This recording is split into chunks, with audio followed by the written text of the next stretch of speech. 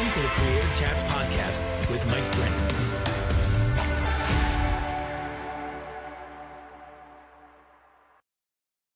Hey friends, welcome to another episode of Creative Chats. It's the podcast for artists, makers, and content creators where we talk about creativity, the creative process, and story. I'm your host, Mike Brennan. You can connect with me on my website, which is mikebrennan.me. And over there, I have a host of resources created with you in mind as a creative person. I have been on this journey a long time. I have suffered from imposter syndrome. I have suffered from lack of inspiration, lack of motivation, the tension of trying to make a living from my creativity, staying true to my purpose in terms of what I want to express and finding the marketplace and where those two intersect, all those things and more. And so I've created resources as I've processed through those things, the things that I've learned over time, advice I've gotten from other people, and just simply what I have uncovered and discovered about myself in the process. And I think it's valuable to you as well. And so I've put together resources like the Daily Creative Habit Journal. It is a 90-day journal that helps you set intention in the morning. Here's what you want to create. Here's what this is going to look like. And then at the end of the day, you come back and you simply record. Did I do what I said I was going to do? Yes or no? If no, why not? No judgment, but just simply a way for you to track and measure and know that you're actually doing some things that you said you were going to do, getting the progress that you need on your creative projects. So that's available for purchase on my website as well as on Amazon. I have other free resources like this podcast, and there's a free Facebook group called Daily Creative Habit, as well as a paid membership if you're looking for a deeper dive with some more accountability and community and access to me. So all those things you can find on my website, mikebrennan.me. And for today, I get to speak with a new friend of mine, Steven Puri. And Steven, man, he just is a bowl of energy, and I love how he just dives into sharing his story, his experiences. I mean, someone who has been a part of major motion picture studios like Fox, DreamWorks, has been involved with motion pictures that you've heard of, like Die Hard series. I mean, we're talking that level of things. He has a software engineer background as well. So we talk about just kind of how he navigated all that. And he's the founder of the Sukha Project, which his goal is to help millions of people to have focus and flow and to achieve more in a healthy way for their work and their life. And certainly this has come out of his own experiences, his own journey. And we talk about what that looks like, the evolution of him as his career takes different turns, and just some of the internal motivations that he has that he shares his wisdom on. So love this conversation. I think you're going to love it too. So without further ado, here is my creative chat with Steven Puri. Well, Steven, welcome to the Creative Chats podcast. Thanks so much for being here today. We're going to drop a little knowledge, have some fun. We'll see what happens. Yes. I can tell already from our little pre-roll before we hit record. we're gonna have some good conversation today, some laughs along the way, and certainly it's gonna be a good time. So speaking of good time, I would love to know from you, what is a creative memory or experience that you had when you were a kid that really sticks with you and maybe even informs you to this very day? Well, I'll tell you, the creativity around communication is to this day very important to me. And I'll tell you, my life is a series of very strange, lucky events, okay? Almost like Forrest Gump-like. So one of the strange, lucky events is when I was in high school, I happened to be around an audition to be on a TV show in DC. And it was a youth news show where the sort of shtick of the show was we all produced it. It aired a 30-minute, live news show. And we wrote our own stories. We produced our own stuff. We got our own guests, all that, right? On that show, I learned how to be creative within constraints. Like, they always say it's easier to write something longer than something shorter. And, as Blaise Pascal famously wrote. And, to really write a haiku, sometimes more challenging than writing a longer, free form kind of piece. So that for me was the beginning of really caring about creative communication. Like, how can I take the ideas or the feelings inside me and write them to you? I can't draw stick figures to save my life. I will never draw the "here's how you get out of the burning airplane" card in the back of your seat pocket. Like, I will don't follow anything I draw. can't sculpt, can't do a lot of other media, but writing, I really appreciate great writing. And that is my source and my outlet for creativity. Love that. Love that. Yeah. And I was just having conversations. I mean, I have conversations all the time about Mm-hmm. how creativity is so much bigger than we often give it credit for. Mm-hmm. Thinking about that in terms of like, here's what it looks like for me. Once you know that, you can actually use that with intention and purpose. And then it gives you just more than a tool in your tool belt. It's something that's actually a superpower, I think, Yeah. because it And baked into what you do, right? yeah, and learning how to manage, how to foster an environment of creativity for yourself or others has really been, as your audience may know, I spent a number of years as a software engineer, which is typically not considered a creative, sort of pursuit. But, when your mom and dad are both engineers, you learn to be an engineer when you're in your teens, right? It's like your mom's an ice skater. You'll probably learn how to ice skate. And then when I got into film and spent, 20 years either producing images for film or producing films as a studio executive, that's a whole different sort of like pursuit of like, oh, creativity in all these ways. You're working with costumers and even location, scouts have a creative notion of like, oh, I could make this work. This could be the scene in the script if you just squint at it from here and imagine what we'll do. So I'll tell you some things that I learned along the way about creativity.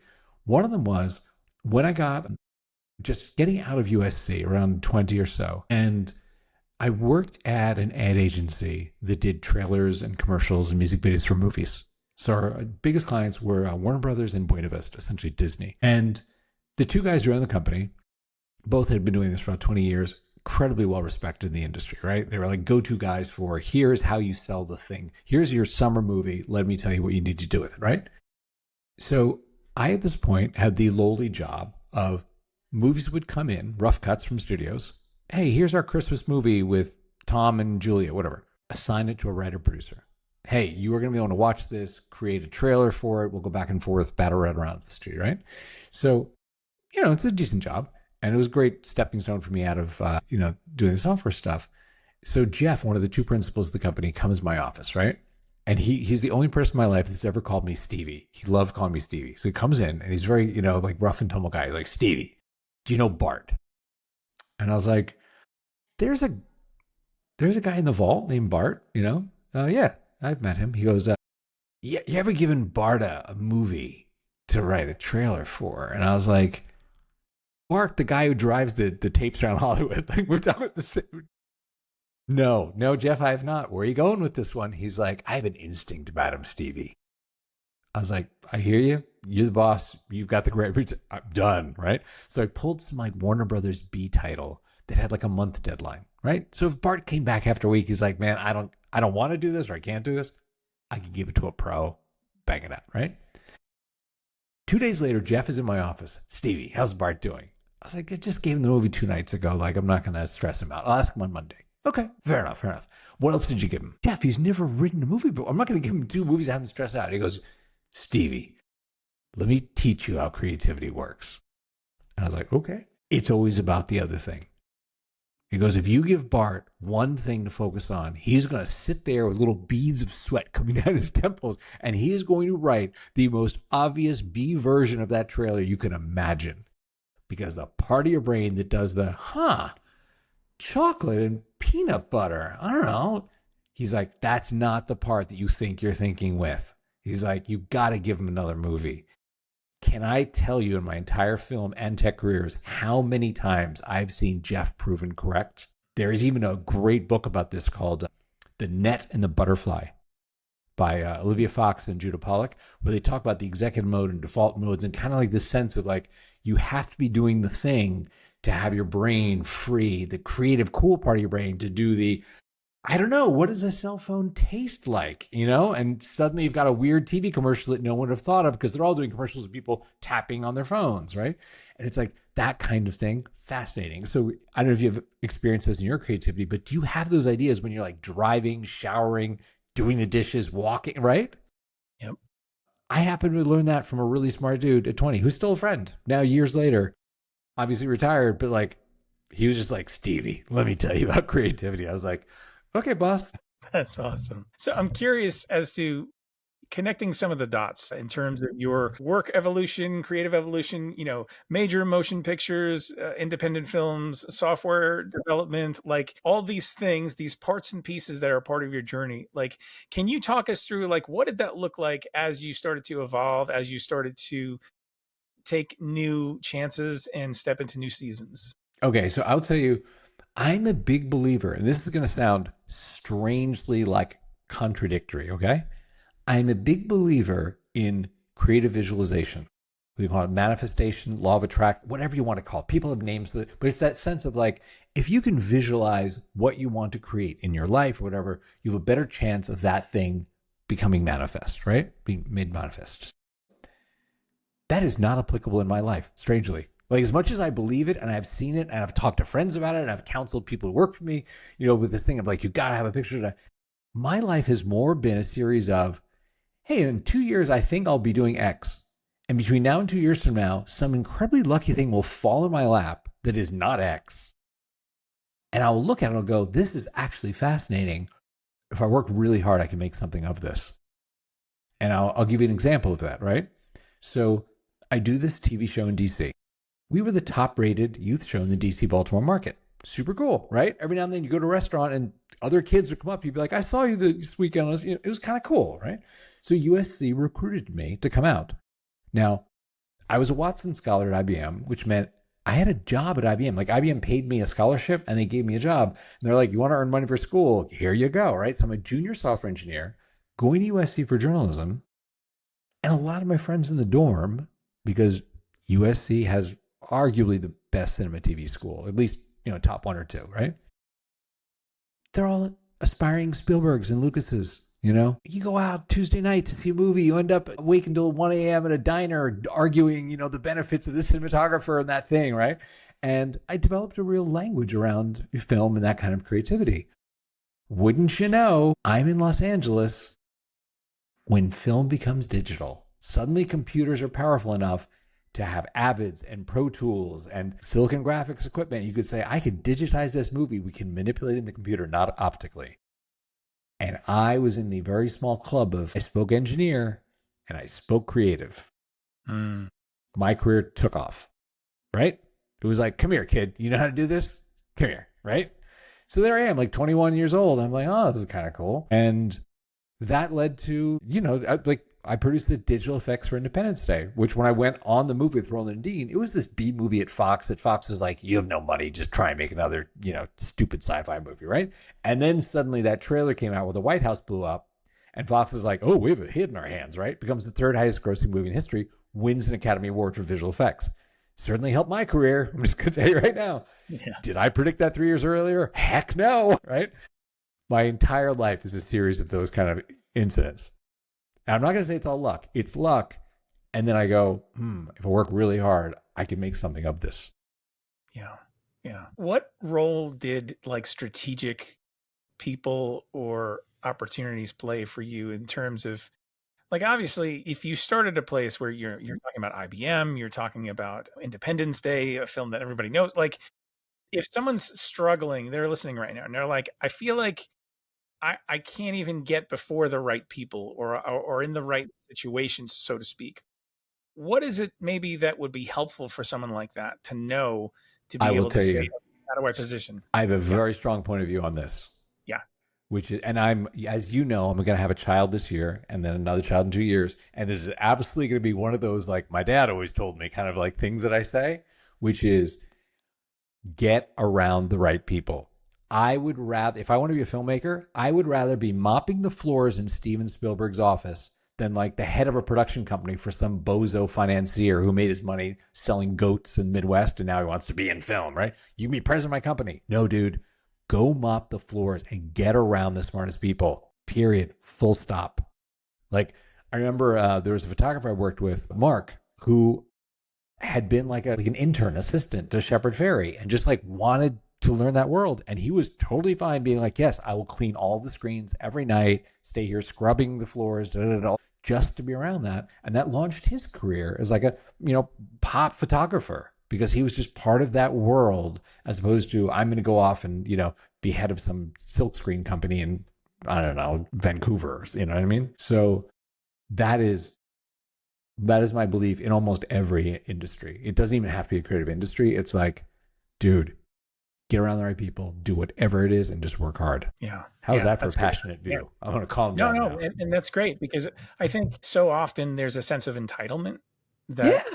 especially creatives have where they're like, if I know the value of what it is that I do, I want other people to see that value. And yes, that is true. But that also blocks a lot of times opportunities that are actually gifts in disguise. And it's this, well, I want to, like you see this a lot today with people going like, I just want to be the influencer. Right? I want to like make tons of money right out of the gate and do all the things. And it's like, that may happen, but there's like lightning in a bottle there. And that's not everybody's story. And so instead of trying to force or wait or hope that someone picks you, someone rides in to save the day, whatever that looks like, or holding out for the perfect opportunity. It's like, what's actually before you right now? And what is it? Who is it that you do have access to? What are the opportunities Yeah, that you do right now where you're at? I agree with you. And I'll tell you this I mean, I sound like an old guy when I say this, but in the fact that I had a film career, I have a tech career now, and I've been able to see across 10, 20 years, cinematographers come up, directors come up, writers come up, engineers come up, designers come up, the common trait of the ones that win is not talent. Talent, I have not found to be the predictor. It is tenacity. You can have talent, and I have watched writers where I'm like, this was an amazing first script. And yes, you get some no's. Some people, they don't buy your first paintings. And some of those guys and girls gave up. They're just like, oh, this is too hard. I'm a fragile artist. Some of the ones where I was like, oh my God, you are at best a craftsman. You're like a journeyman, whatever. They just work on it. Every time they get a no, they go, how do I get 1% better? And they're the ones right now, they're commanding huge salaries that are still working. And it's astounding. Like the Austin Film Festival was not that long ago. A bunch of friends from film are still friends, and they're in town, and they're like, oh man, come to my premiere, do my thing, right? So I don't hang out a lot with film people because I'm so busy, building Sukha and trying to help people get into flow states and do all that, right? So it's like, okay, cool. Laura and I, wifey went down, did a couple of premieres, and I'm telling you, the people who are still in it are not the ones that 15 years ago I would have told you would be in it. They're the ones who are just like, I'm not going to give up. Every no is going to be a way to say, how do I get better? That is another one of the little advices that's going to go out to my kids. I'm writing all this stuff down, by the way. It's just like, here's daddy's gospel. And they're going to be like, no, not again. No, please. Buddy. So you just mentioned your company Sukha, you're back in the software game. How did that shift happen? Like, was there a moment where you were like, this other stuff, I've outgrown this, or there was an opportunity? Absolutely. Yeah, Like, I can talk about that. hang a lantern on exactly that moment. Okay. So at the time, I was the vice president of production for 20th Century Fox, right? So each studio has, like a chief of the studio, and then usually like 6-ish senior executives underneath them. And the studio slate is divided among those 6 or 7 guys and girls, right? So each studio has that. So there are about 36, 40 of those jobs in the world, right? I happen to have one of them at Fox. My sort of niche was action. So I was handling the Die Hard franchise, Wolverine franchise, the Independence Day sequel, ironically, a bunch of stuff like that, right? The 24 movie, blah, blah, blah. And I remember a moment on Die Hard 5 where reasons around Bruce's schedule and things that were happening in Bruce's life. This is before aphasia, before that. This is, 10, 15 years ago. The movie was going to happen this spring, and it was going to be set in this country because we had tax breaks there, and it was going to be this. And the last consideration was, is the script really good? It was more like, is the script on budget?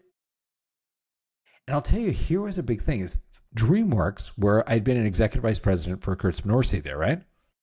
And this, again, smartest people in the room. Be around the smartest people in the room. Alex Kurtzman and Bob Orsi, coming off Mission Impossible 3, we were doing Transformers 1 and 2, we were doing, Star Trek 11. Like, these are like the top action movies in Hollywood at the time, and they were writing them. So it was a heyday, right? So I got recruited to come to Fox, and I have to admit, part of the appeal was the chairman of Fox sat down and was like, hey, I bet you grew up on the Die Hard franchise. I was like, I did. I remember like seeing Die Hard 1, as a little kid. He's like, do you want to run the Die Hard franchise? I was like, really? Me? really? That's a very appealing sales pitch. Let's just say that. He knew how to get to me, and I left. But here's the thing I noticed. DreamWorks is the last studio run by a filmmaker. When I was there with Steven and Stacy, right? And there was definitely a sense of, hey man, go home tonight and try and make your movie 1% better. And when I went to News Corp, which is really what Fox is, before the Disney stuff, it's Rupert Murdoch, and it infuses the whole organization, his view of like how things should be run. It was more the feeling of like, hey, Mike, could you go home tonight just make your movie 1% cheaper? And it's not as inspiring, you know what I mean? There's a different set of writer directors you get to work with when you're like coming from that sort of point of view. Hey, my boss is just thinking like, do we really need this scene? As opposed to like, what would make this scene amazing? And actually Steven sent me a text this morning. He was like, what if? That's that's where you get, like, I got to work with Billy Ray, I got to work with Chris McQuarrie, like fantastic guys. And it's a different set of people who worked at Fox. Style comes from the top. And the answer to your question is Die Hard 5. There was a moment in Die Hard 5 where I was like, there is no chance I'm going to wake up in the future and be like, oh man, I'm super proud that I spent so much energy and blood, sweat, and tears and now doing this. I thought to myself, what else do I know how to do? I've been doing this for like 15 years. Kind of know engineering. Maybe I should do a startup. Maybe I should find some problem that might have a technological solution and try that. And, I had sold a company before, as I think back after Independence Day, I set up a company, 80 people at $15 million run rate. And we had sold that. We got an offer from Das Werk, and it was a great exit. And I was like 28 years old. And I thought, as one does in their 20s, invincible and smart and good looking and successful, all those things. And later the universe is like, let me tell you something else, Steven. Right?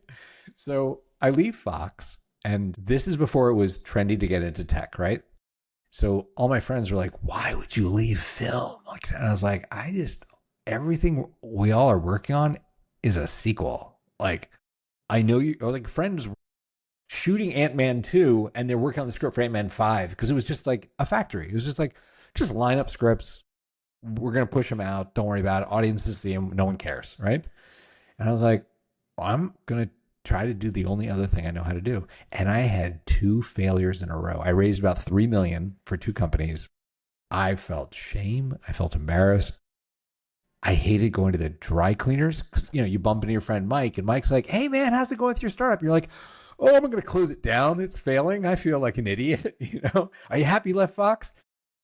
Yeah, but I also kind of want to kill myself. Sort of a lot of depression going on, but I don't want to go back to film. I moved to New York, and I gotta say, I was so depressed. For the first 3 months I was there, I didn't even tell friends in New York I was there. I just did yoga. I helped a friend with a commercial real estate deal, which is nominally why I went there. It was like, hey, help me with this. I ate, I slept, I did yoga, and I helped with that, negotiate that deal. And that was it. I just sat on the sofa a lot and looked out the window and was like, okay, where's my life going? I've had 2 failures now, and this is like not bueno,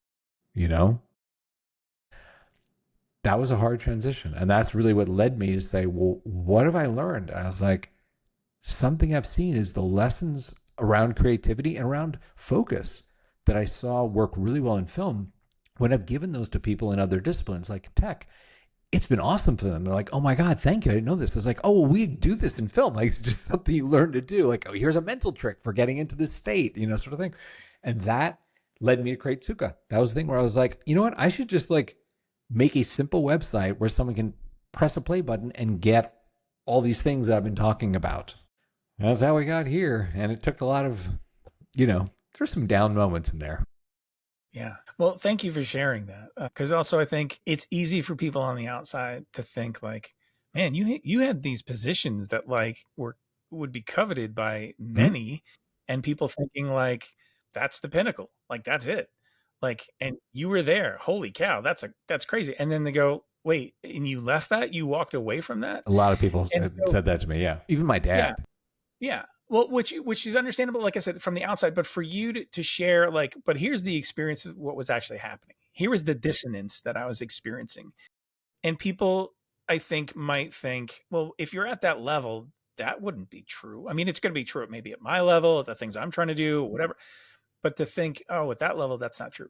But your experience is different. So thank you for sharing that, Yeah, is what I'm trying to say, sure. because I think shedding light on those things to say it doesn't matter where you are, what you're doing. There's an experience we can have that if there's something that all of a sudden isn't aligned or we've evolved past something, it doesn't matter what the job title is, what the company is, the location, all those things, because really it has a lot more to do with us as a person and why we're here on this planet, the things we should be doing, right? And getting in touch with that stuff, Yeah, right? that thing you said became very apparent to me where there was a certain point in my life, and I'm very grateful for this, where I realized, okay, I'll be okay the rest of my life, right? I'm not going to be a billionaire, but I'm going to be okay, right? And you become very aware of the scarce commodity in life is time. And it's just, it may be time with, like, I live in Austin now. I live close to my dad. I recognize there is a finite amount of time that I will get to hang out with him. You know, my mom died when I was little, and I didn't know what time meant when she died. I was too young, right? But now I'm very sensitive to that, and that's why we moved here. And I really want him to play with his grandkids and have that time. And you just can't buy more of it. That's the thing. So, yeah, you do arrive at a point where you're like, I don't want to spend my life making Die Hard 7 or Die Hard 9. Be like, hey, kids, you know, Daddy's going to make Die Hard 9 so you can go to college. And we have no idea what the script is about, but it doesn't matter because you just put Die Hard on the poster and people go see it. You know, like, great. Win column 0. Yeah. Yeah. Well, and so this thought of focus and just being able to have these things that are happening in what you're doing now in this app, you know, for Sukha, and it does mean happiness, right? It does mean Yeah. self-fulfillment. So I'm, you know, obviously that's intentional, right? And so that's something you're pursuing personally and also helping invite other people into and equipping them with this, right? So Yeah. what does that look like for you in the early stage of going, okay, you know, you just said you were in this place where you're like, I don't know, there's depression, there's a lot of like, did I do the right thing? Probably just trying to figure out the next, getting over the failures. And now you've arrived at this. What does this particular venture look like for you from the beginning? And how does it maybe feel different than other things that you started? I'll tell you, this is probably Steven's great belief number 3 that I will beat into my children, right? Which is, I have a very strong thesis that we all have something great inside us. And the question of this lifetime is, will you get it out or not? And there are enough really well-funded, smart, strong forces on the you're not going to get it out, right? The smartest behavioral psychologist, the best paid job if you're an engineer or you're a designer, is to go work for a company whose business model is steal your life. How can we all sit around here and get paid millions of dollars to find one more second of people's lives that we can sell to advertisers? And that's really hard to counter when you do have some of the smartest people on earth going like, hey man, I could go be a struggling academic, or I could go work for Meta. Maybe it's not noble, but it's, $1.5 million a year. And man, if I could just get a quarter second more of time out of a billion people, Mark will give me stock options my grandkids won't need to work.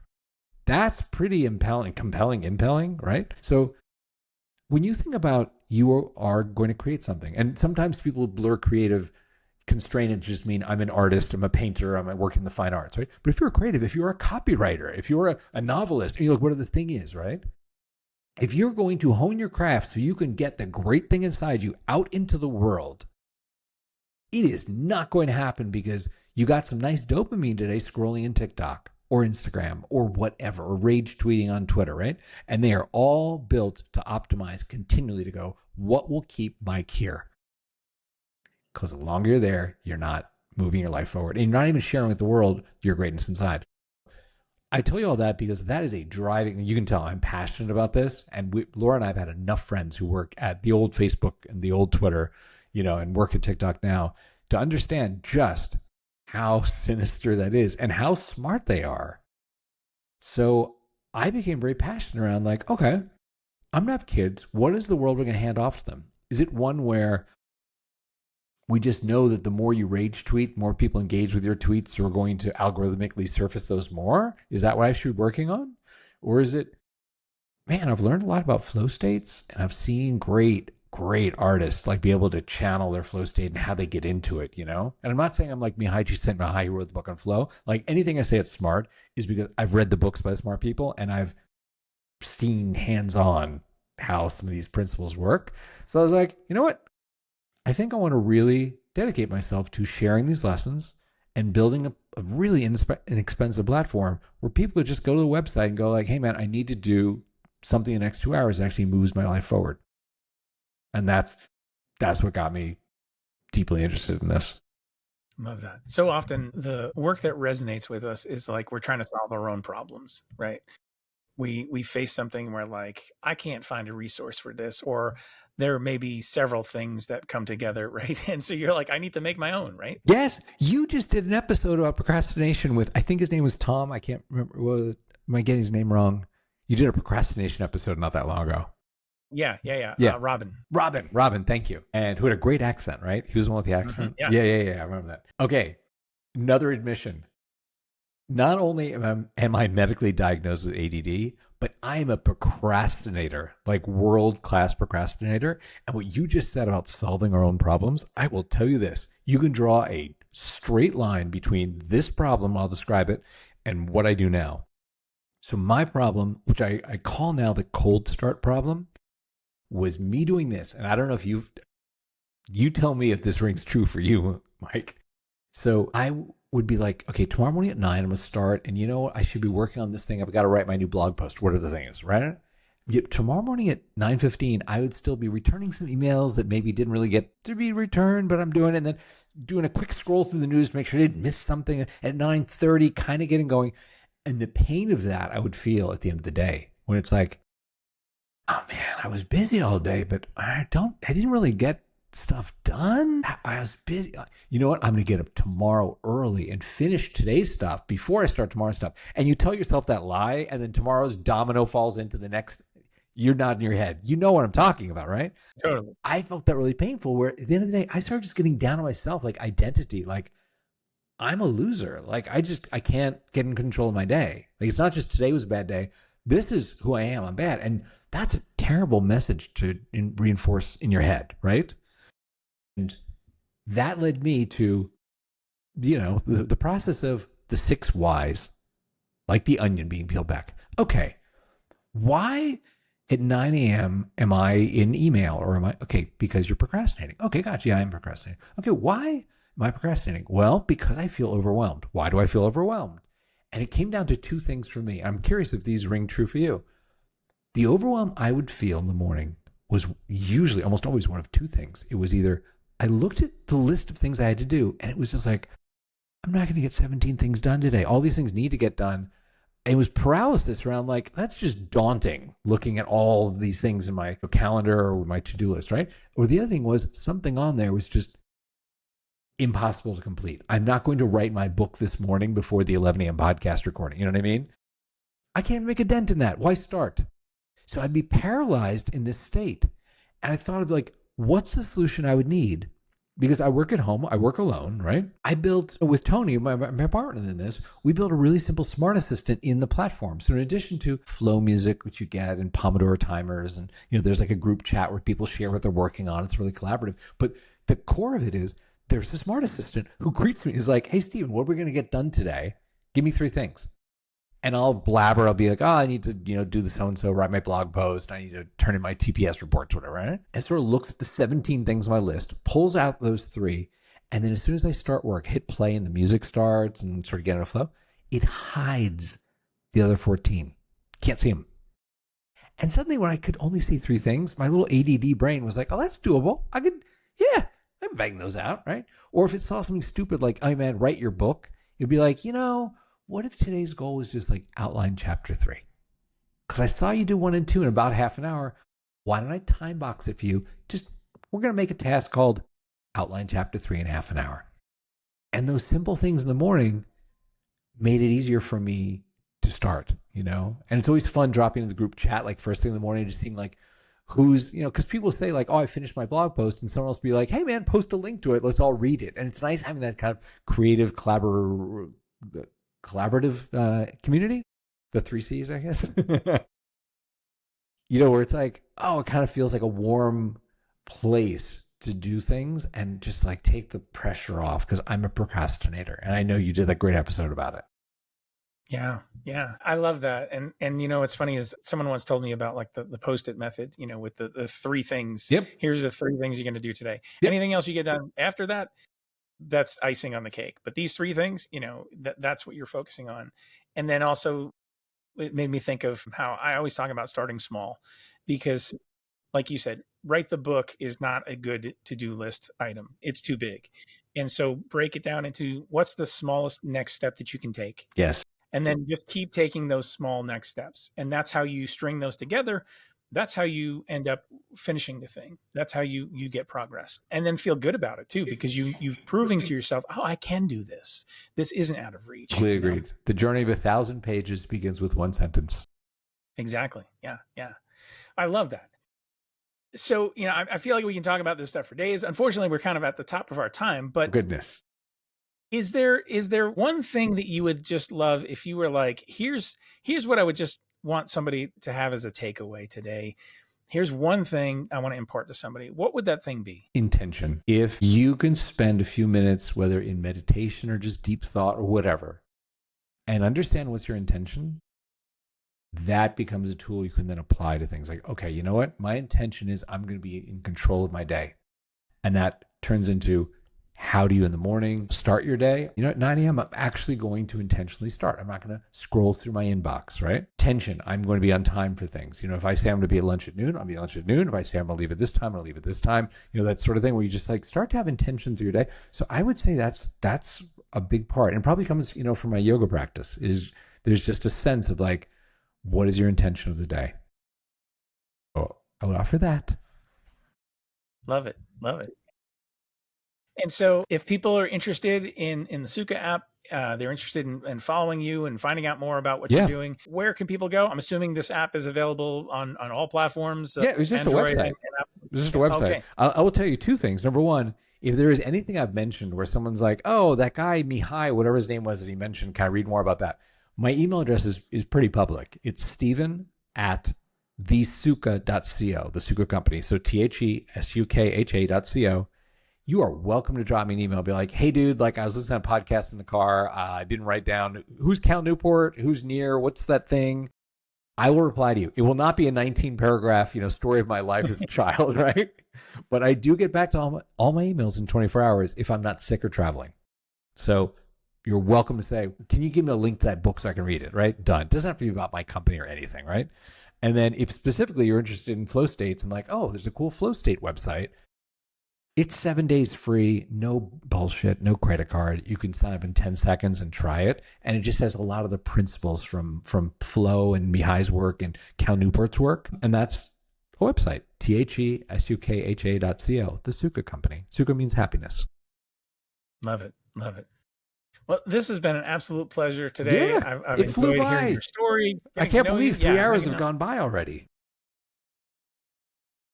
Feels like nothing. So good. So good. Well, Steven, I just wish you all the best in all the things that you're doing. And as it continues to evolve even into more things we don't even know of at this moment. Who knows?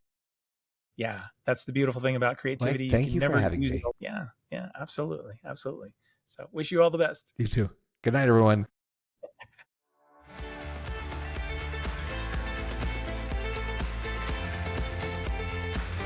Thanks for listening today.